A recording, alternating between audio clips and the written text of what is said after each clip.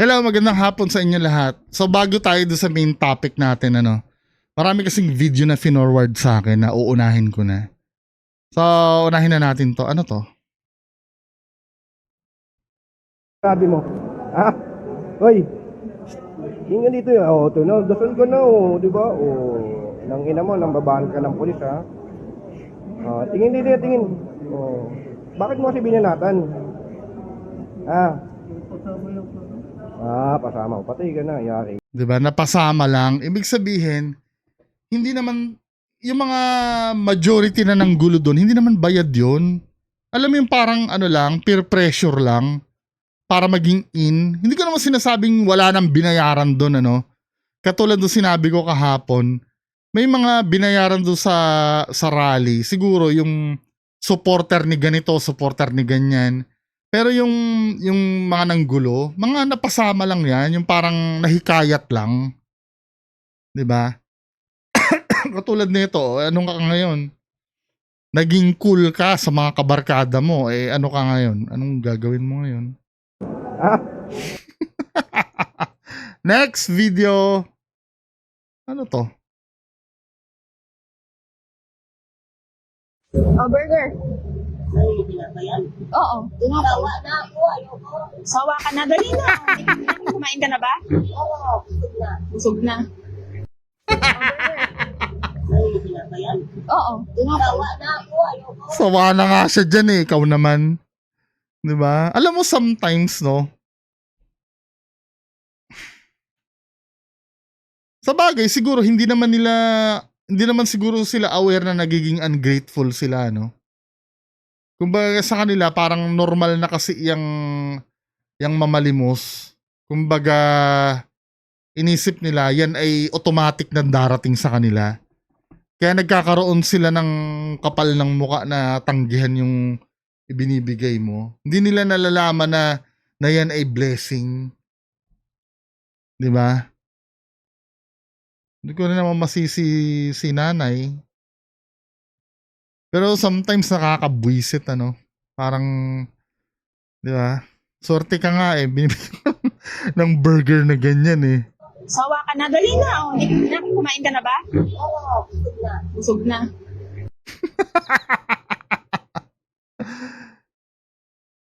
Tapos ito, ano to? Namamalimos din. Tingnan natin.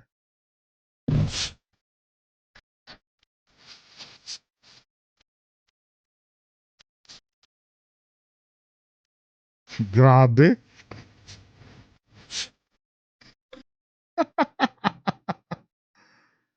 Wala parang yung pagpapalimos kasi ngayon, ako nakukonsensya ako. Kasi kanina ba yon? Sa Alpha Mart ako kanina, bumili ako ng ng inumin.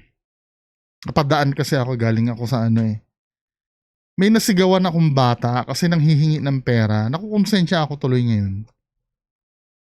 Kasi alam mo yon, parang yung mga namamalimos kasi, para naman kasing obligasyon mo na sila. Yung katulad niyan, alam mo yung namamalimos na gutom, no? Na yung gutom na kailangan mo talagang tulungan. Pero itong mga to sometimes, parang abusado na rin Lalo na yung mga bata na yung nagbubukas ng pinto sa Alphamart. Or minsan sa 7-Eleven, yung kakalibitin ka tapos nagaganyan. Nakakapundi na. Hindi naman ako masamang tao.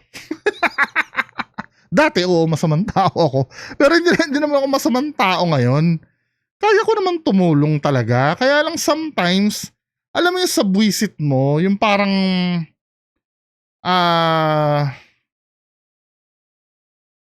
yung hindi mo na talaga siya, hindi mo na siya matitiis na hindi mo na rin barahin. Kasi every time na lang napupunta ka doon, palagi na lang nakasahod ng parang wala ba kayong magulang na nag-aalaga sa inyo at Alam ko naman na mahirap naman yung pinagdadaanan nila, kaya lang paano naman tayong mga nagpapakahirap magtrabaho, 'di ba? Paano tayo? Tapos itong ewan ko ba? Kung madalas umepal ang mga taga DSWD, di yan ang epalan nila ng epalan. Now, diretso tayo dito sa dito sa isang topic. Wait lang, meron pa yatang isa. Ano ba 'yun? Dito yata sa kabila.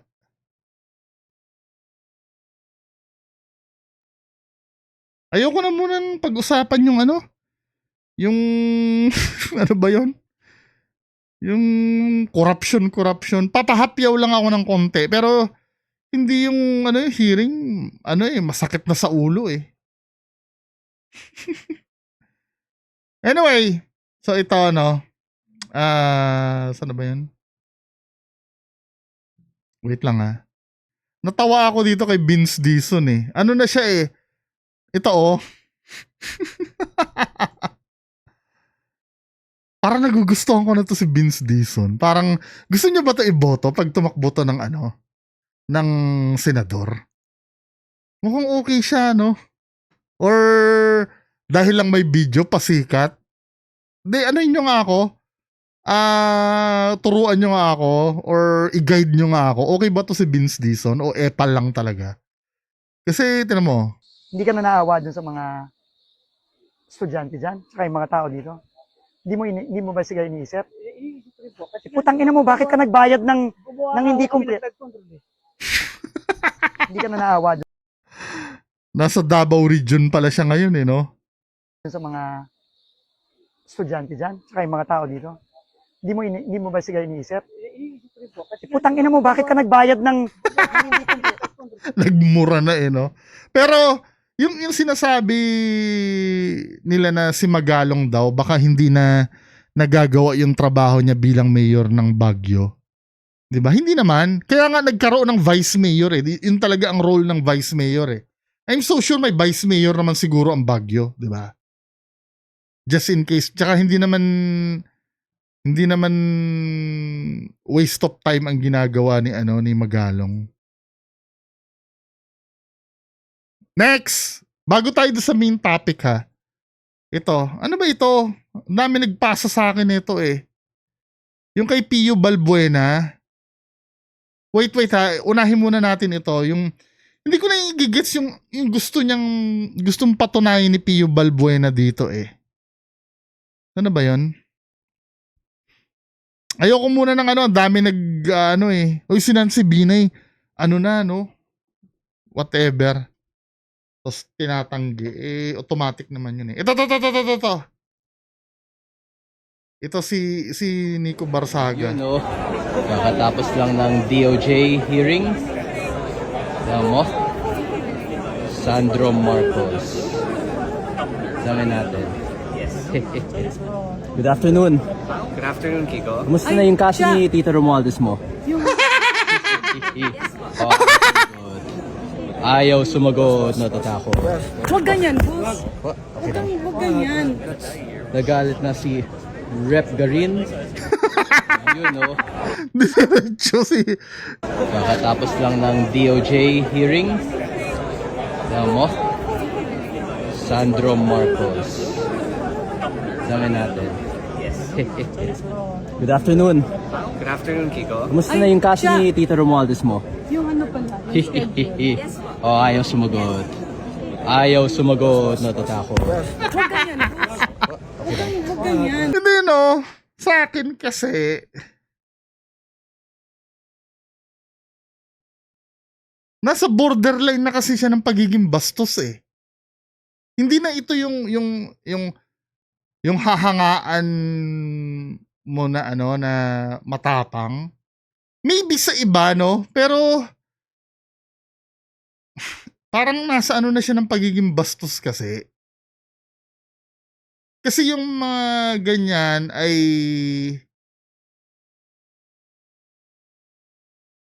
I don't know. Hindi, anong tingin nyo? Kabastusan na eh. Parang hindi na siya eh.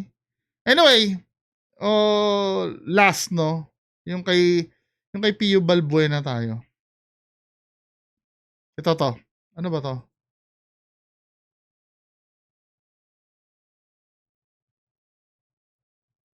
ito yung, hindi ko alam kung anong gustong patunayan ni Pio Balbuena dito.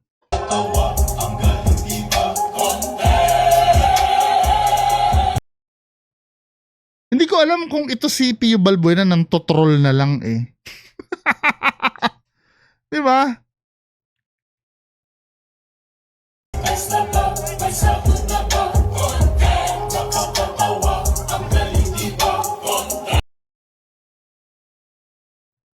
Parang alam mo yun, nang tutrol na lang, nakalagay sa t-shirt niya, tambay, 35,000 pesos, 1 of 3.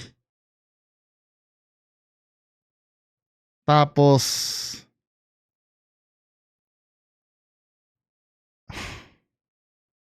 ano, bawal magtapo ng basura dito yung bag.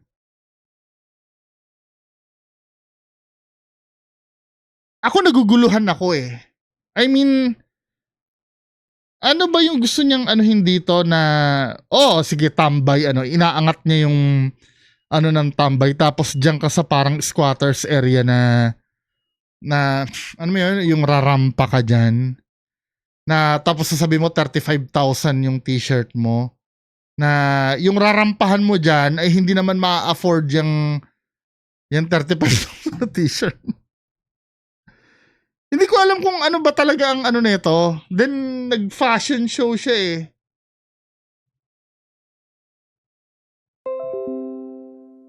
Ito.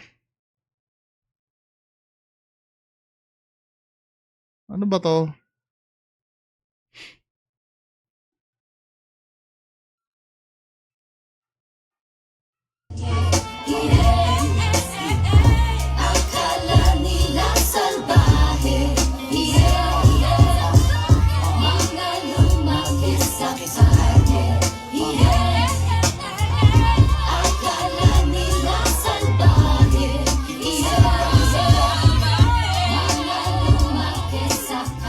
Pero seryoso yung mga mga rumarampa no?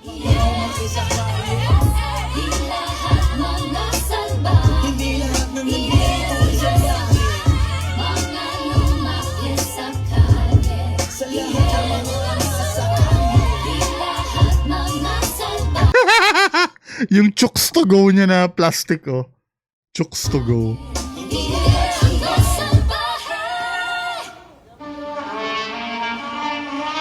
Chooks to go. Bakit ganun? Maraming nakatingin, nakamata palihim, nakaabang sila sa mga habang at sa mga plano mong gawin. Maganda naman yung mga hangarin, pero madalas ay mamasamain. Bakit kahit na marami yung ginawang tama, yung mga mali lang yung papansinin? Alam ko na baka gusto nyo. Ewan ko ba? Wala akong masabi. Yung nagpasa sa akin, wala akong masabi kung ano. Last, ito na yung main natin. Kilala niyo si Ellis ko, na content natin to kahapon eh. So ito yung anak ni Zaldico. No? So dahil nag-viral siya, nagpahayag siya ng ng saloobin niya. So ito yung sinabi ni Ellis ko.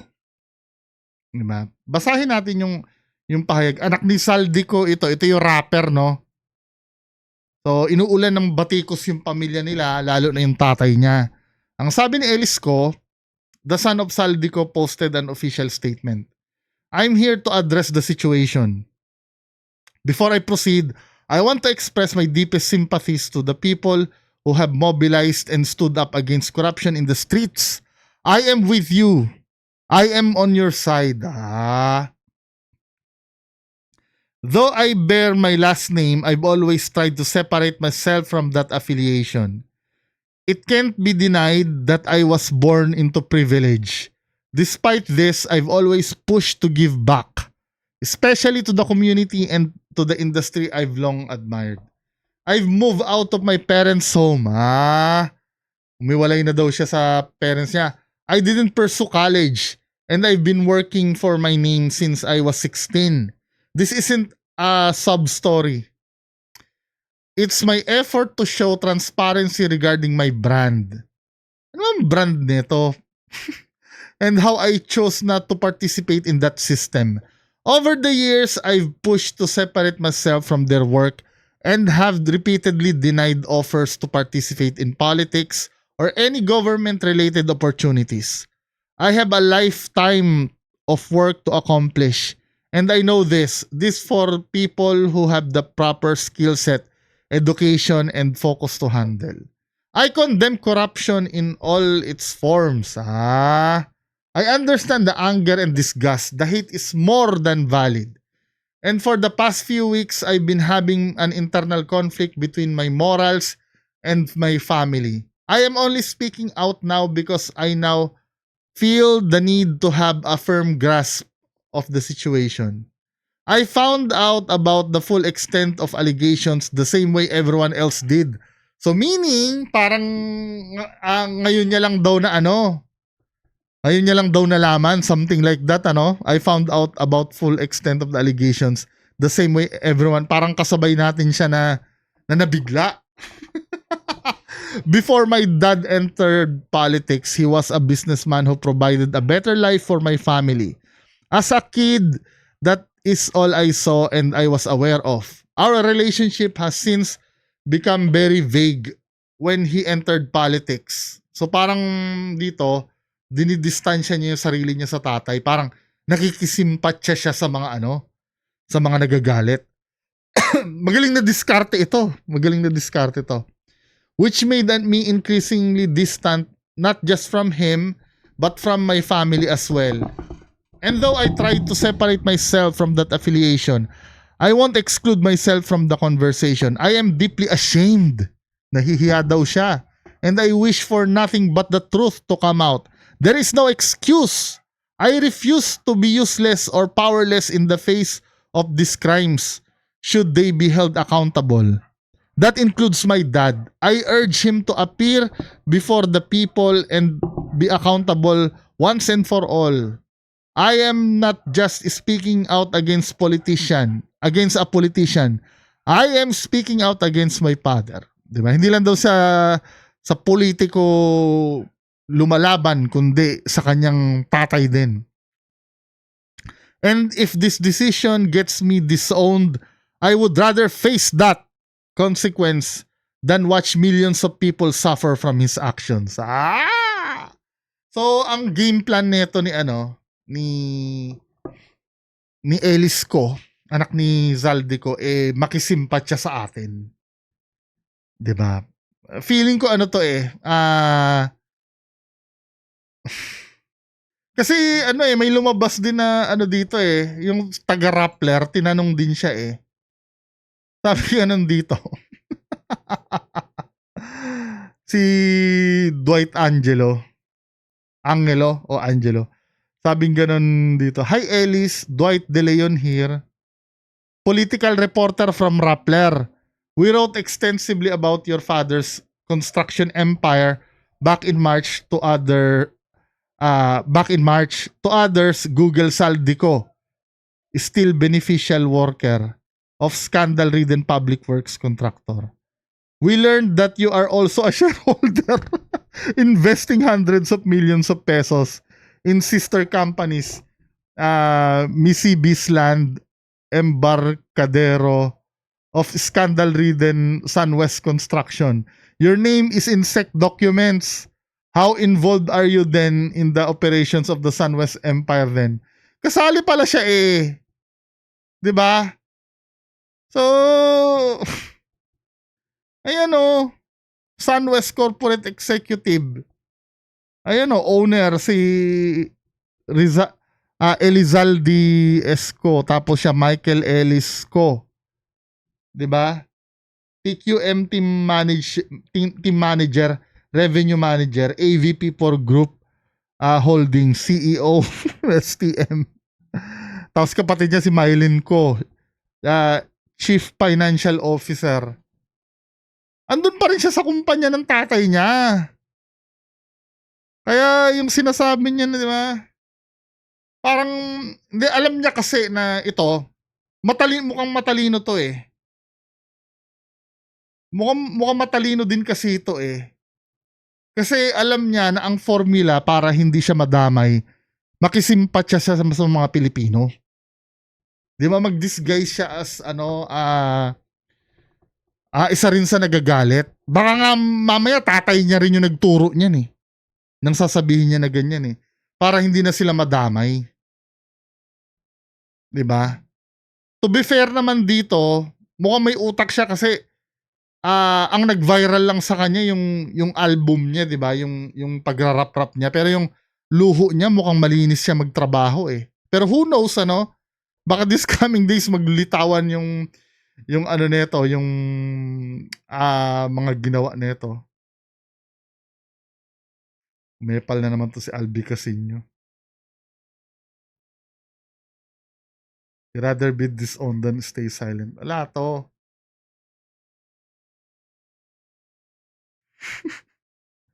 Tong Claudine ko, ano to, no? Pinsan niya to. Ito yung nag-aeroplano, di ba? Mas mabilis pa daw mahanap ng netizens ang whereabouts ni Zaldico kaysa authorities ng Pilipinas. Pero ano eh, ang sabi daw, ito daw si Zaldico nasa ano ngayon eh. Nasa Spain, ayan oh. 'Di ba? Zaldico nasa Spain hotel daw. Ayon sa informant, naka-check-in si Zaldico sa Rosewood Villa Magna. Magna daw. Magna na ako. Joke lang. Pero ginawa niya ang reservations sa ibang pangalan.